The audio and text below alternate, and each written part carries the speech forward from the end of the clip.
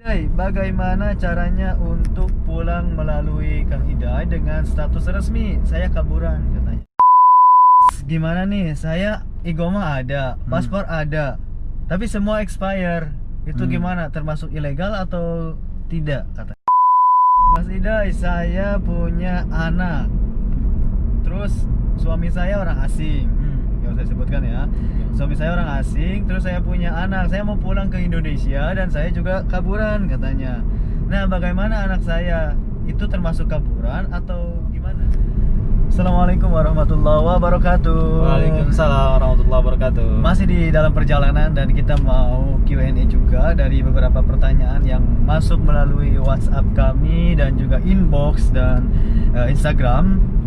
Kita saat ini seperti biasa dengan Khairul Azam Al-Farizi. Jangan lupa untuk mampir ke channelnya Khairul Azam Al-Farizi. Gitu. Dan di video kali ini insya Allah kita mau memberikan pastinya informasi yang penting ya. Dan akan menjawab atau memberikan pertanyaan dari beberapa WNI yang ada di Arab Saudi yang berstatus ilegal atau tidak resmi atau kaburan. Nah, banyak sekali kemarin saya memposting bahwa TKI ilegal bisa pulang secara resmi. Nah, akhirnya banyak pesan yang masuk melalui WhatsApp. Katanya, Kang Idai, bagaimana caranya untuk pulang melalui Kang Idai dengan status resmi? Saya kaburan katanya. Mas Khairul Azam, boleh dijawab? Oke. Yang pertama-tama buat subscriber Idai Adventure, salam kenal. Saya Khairul Azam. Banyak diantara teman-teman kita kemarin itu yang memang bertanya masalah setelah kita upload video yang kemarin kepulangan itu, Dai. Ya.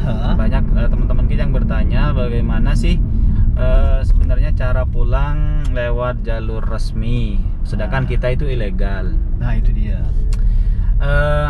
Lewat jalur resmi itu sebenarnya bukan rahasia lagi, memang banyak yang sudah bekerja atau apa ya? Yang udah banyak yang pulang lewat jalur depan, dan banyak teman-teman kita yang memang bisa membantu, yang punya akses ke dalam sana. Dan caranya itu banyak, dengan ada juga yang kemarin kita urus seperti Mbak Fatma itu dia majikannya langsung yang mengambilkan bayan safar.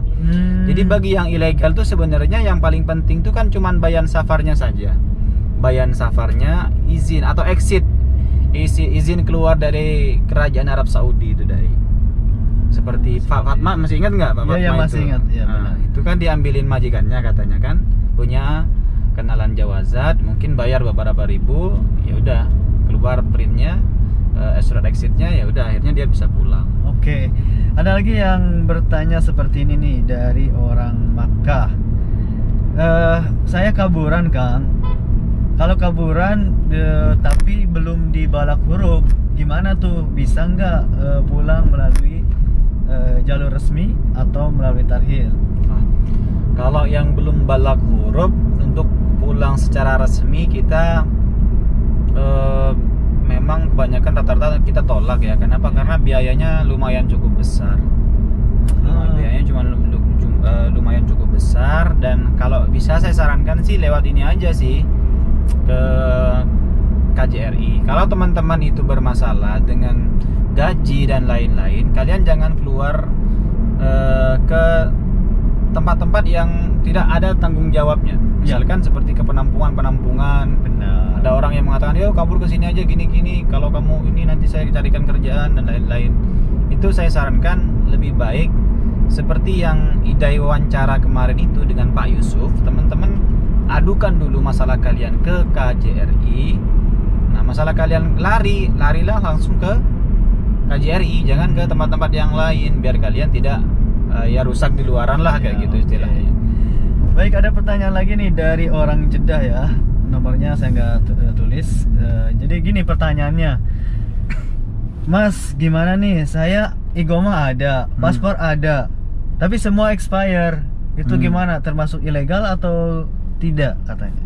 Iya, itu ya termasuk juga sih.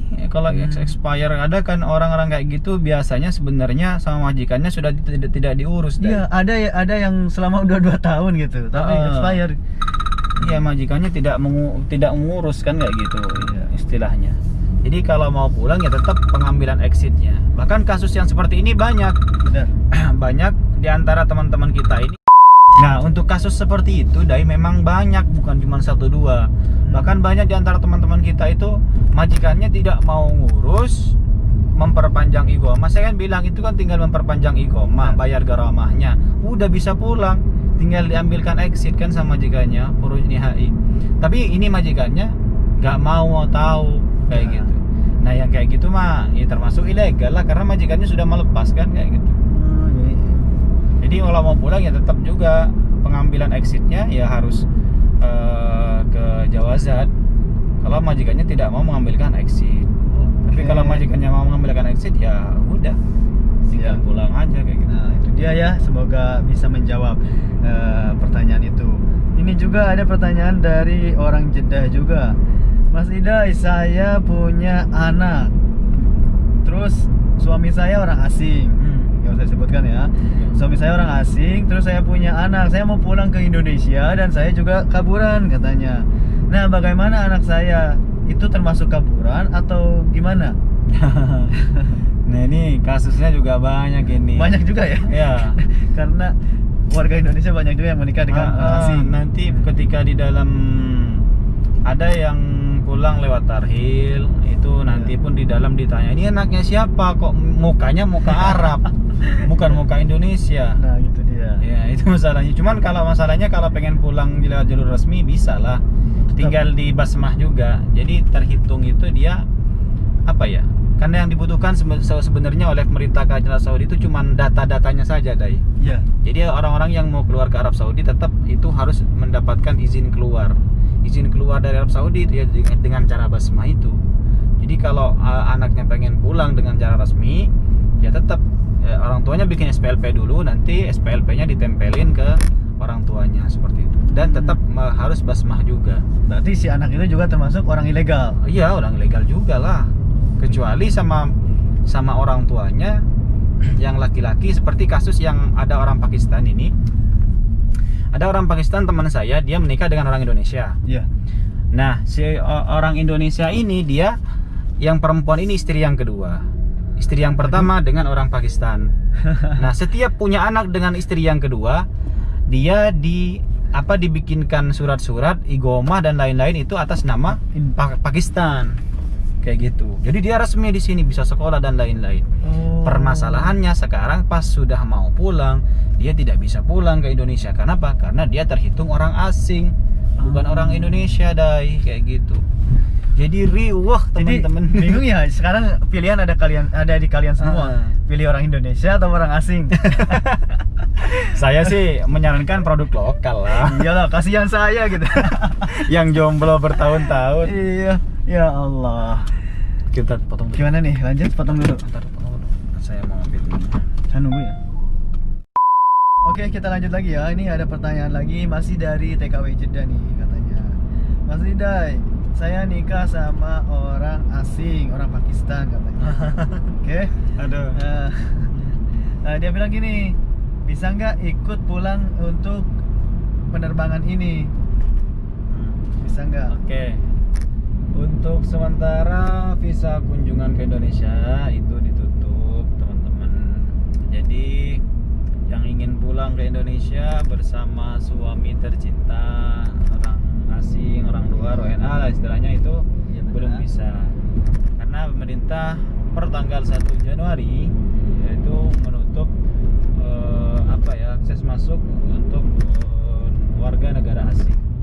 Dan itu pun mereka di masa pandemi ini rata-rata kesulitan untuk mendapatkan visa, Dai. Kok Kayak gitu. bisa? Iya, sama teman-teman saya yang kemarin orang Pakistan itu yang nikah sama orang Indonesia, pengen nganterin anaknya ke Indonesia itu mereka nggak dapat visa gitu. Tuh kan, jadi seperti itu. Sekali lagi saya sarankan, beginilah susahnya kalau menikah dengan orang asing. Jadi nggak bisa pergi sama-sama nih, harus nunggu. Oh kayak kemarin juga ya yang menikah sama orang Saudi kan? Masih ingat gak di video yang pulangan tanggal 22? Iya benar. Itu istrinya hamil. Iya. Yang hamil itu? Iya benar. Yang istrinya hamil, suaminya nggak bisa ikut. Iya, suaminya karena orang Saudi jadi nggak bisa ikut. Betul. Aduh, kasihan ya. Nah gitu juga Siap, karena orang Saudi kan, apalagi Saudi ya khususnya, jadi warga Saudi itu memang belum diperbolehkan untuk keluar. Betul, nggak boleh keluar. Orang Saudi belum diperbolehkan untuk keluar negeri sampai saat ini. Nah, lanjut lagi nih, masih dari tentang TKI ilegal. Mas Idai, saya mau lewat jalur Tarhil. Gimana sih prosesnya untuk pulang melalui jalur Tarhil katanya? Nah, ini pertanyaan bagus nih, Dai. Karena banyak banget ya yang mewakili pertanyaan ini. Jadi saya dari kemarin itu kan banyak ngulangin teman-teman kita lewat jalur Tarhil. Ya. Sementara kabar yang beredar di luar itu ada yang harus bayar, ada yang gratis dan lain-lain. Saya saranin buat teman-teman, kita itu kadang teman-teman yang ilegal itu pengen pulang, kita sebenarnya ada orang juga. Kita serahkan ke orang-orang yang sudah biasa masuk ke dalam Tarhil tanpa proses di luar lah. Ya. Jadi langsung masuk ke dalam Tarhil, diproses, didata dan lain-lain, Dai. Nah, masalahnya teman-teman kita itu dan teman-teman itu cuma bisa memasukkan kalian ke dalam Tarhil. Sementara proses keluar dari Tarhil, kapan terbangnya itu kita tidak tahu. Nah, itu dia. Ada yang bertanya seperti itu. Kalau masuk Tarhil, berapa lama dan kapan terbangnya? Itu semua kewenangannya ada di pihak imigrasi, ada di pihak Jawazat ya. Kapan dia mau terbangkan, kapan dia mau selesai surat-suratnya kayak gitu. Karena ada orang-orang juga yang masuk Tarhilnya barengan tapi pulangnya nggak barengan kayak gitu. Ada yang cepat prosesnya, ada yang tidak. Kalau yang bermasalah berarti dia nanti lama lagi di dalam Tarhil kayak gitu. Banyak Dai yang nelpon ke saya, Pak gimana nih Pak, saya kapan dipulangin katanya ada penerbangan, saya kapan dipulangin dari Tarhil ini. Loh, saya nggak tahu, saya bilang. Iya, nah. Saya nggak tahu masukin ke dalam Tarhil. Tahu-tahu dia nelpon ke saya minta tanggung jawab katanya. Kapan pulangnya katanya gitu. Oke, ada pertanyaan lagi nih dari masih TKI di Jeddah, TKW ya, ini juga termasuk kemarin telepon dan juga WhatsApp. Mas Idai, saya mau pulang melalui jalur depan karena lihat video kemarin katanya lewat jalur depan. Berapa harganya dan prosesnya seperti apa? Boleh dijelaskan, Mas Khairul Azhar? Baik. Untuk proses lewat jalur depan nih teman-teman, saya tidak bisa sebutkan harga ya, karena memang setiap orang berbeda-beda dan yang bekerja, yang punya jalur seperti ini kan banyak, Dai. Benar. Jadi tidak etis lah untuk menyebutkan harga. Yang jelas teman-teman itu paling ambil dari semua proses itu paling cuma 200-300 lah kayak gitu untungnya. Ya, benar. Cuman kayak yang kemarin ada yang kita bantu, salah satu TKW kita yang diambilkan basmah oleh majikannya, katanya majikannya untuk mendapatkan basmah itu bayar 15.000 loh. Dia punya visa dan dia bisa ambil exit itu tanpa harus datang ke Tarhil, Dai. Kalau yang sudah punya ini, jadi tinggal minta tolong ke seseorang yang punya jalur ke sana itu untuk ambilkan print atau bayan safarnya itu. Nah, itu katanya bayar 15.000. Itu untuk printnya saja, untuk mendapatkan exitnya saja loh.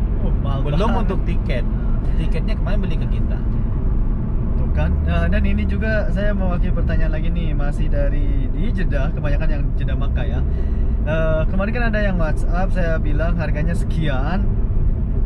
Kan ada beda ya, yang umrohan sekian, Ya, yang rata-rata itu pasarannya itu 6.000-an lah, orang-orang ya, maklum lah itu. tahu ya, antara 6.000-an Iya. Nah, terus ada yang komentar, nggak kemahalan itu, katanya kalau lewat Tarhil gratis. Gimana tuh tanggapannya? Ada Yang untuk jalur depan apa Iya, Tarhil? jadi gini, orang itu kan nanya, terus saya jawab. Untuk harganya atau sebenarnya bukan harga ya, bukan buat kita karena itu buat pengurusan juga. Saya bilang 6.000-an untuk yang kaburan, untuk yang umrohan 5.500. Nah, terus ada yang terus dia komentar, kok mahal katanya gitu. Kan kalau lewat Tarhil gratis katanya gitu. Oh iya, Gimana tanggapannya? Kalau lewat Tarhil ya emang gratis. Iya. Tapi kan kalau lewat Tarhil bedanya dengan lewat jalur depan kan, kalau lewat Tarhil kita menyerahkan diri ke polisi, tidak membawa koper dan lain-lain. Dan pengurusannya, kepulangannya kita tidak tahu kapan mau pulang. Tapi kalau prosesnya sendiri mandiri seperti ini, proses hari ini, basma hari ini, keluar exitnya, langsung beli tiket hari itu juga bisa. Jadi satu hari pun bisa keluar. Iya, tapi bisa orang itu menganggap bahwa 6.000 itu kemahalan katanya. Kok bisa? Emang buat kita Pak yang 6.000 itu atau gimana? Nah, itu karena itu ketidaktahuan teman-teman kita. Karena kan memang prosesnya itu kan semua berbayar teman-teman. Untuk basmanya juga berbayar. Nah, itu dia. Gitu. Bukan gratisan semua. Makanya saya bilang tadi, teman-teman yang bekerja di membantu teman-teman untuk pulang secara resmi itu paling dapatnya 200-300an lah dari belum semua transportasi. Proses. Iya. Terus basma jawaza, terus tiket juga ya, sudah termasuk tiket juga. Terus handle di bandara dan lain-lain. Itu biasanya orang-orang yang seperti itu tuh diterima beres doang gitu kan. Sekali lagi untuk pembuatan SPLP kan. Jadi apa ya, dibilang mahal kalau menurut saya ya, kalau saya sebagai kaburan, saya mungkin menganggap hal yang wajar ya dengan harga 6.000. Jadi itu ya, tadi kan kita sudah sebut harga 6.000. Sedangkan yang kemarin yang OTKW yang diuruskan majikannya untuk proses basmanya saja 15.000. Sampai 15.000. Iya, kan? Berarti kan udah hampir 3 kali lipat kan? Kalau dibandingkan dengan teman-teman kita yang seperti itu, yang bekerja di membantu. Wow, pulang lewat depan. Kayaknya ini kalau masih dibaca masih panjang banget sih, dan masih banyak banget pesan yang masuk, dan terutama masalah TKW dan TKI ilegal ya. Karena memang banyak teman-teman kayak yang tidak resmi memilih ya. untuk pulang, memilih untuk kabur. Itu pilihan teman-teman kita sekarang itu mudah dipengaruhi. Saran saya buat teman-teman, kalau kalian memang sudah tidak betah, majikannya tidak baik, ya nggak apa-apa lah seperti itu. Cuman ketika kalian sudah keluar dari majikan, ya usahakan kerjanya yang baik-baik lah. Karena kita tahu juga bukan rahasia umum, bukan rahasia lagi ya. Ya, ini banyak teman-teman kita malah yang ketika mereka sudah keluar dari majikan, tinggal di penampungan, lama nggak bekerja, akhirnya ambil jalan pintas. Jadi ya, aduh. Bahkan kemarin ya, kita ditelepon ada yang minta tolong, kita dikejar-kejar polisi. Masalahnya karena yaitu transaksi ya seperti itulah kayak gitu. Ya transaksi katanya sampai mungkin tidak ada kepuasan, dilaporin ke polisi dan minta tolong ke kita. Ya saya bilang kita tidak bisa bantu urusan yang seperti itu. Ya itu udah jalur mereka udah ngambil jalan sendiri seperti itu. Waduh, terima kasih banget nih Mas Khairul Azam sudah menjawab ya dari beberapa pertanyaan ya. Dan masih banyak lagi pertanyaan yang belum terbaca. Sekali lagi jika kalian ada next pertanyaan video lah. Ya, insya Allah next video ya. Dan buat kalian yang masih ada pertanyaan seputar TKI ilegal di Arab Saudi, silahkan tulis di kolom komentar.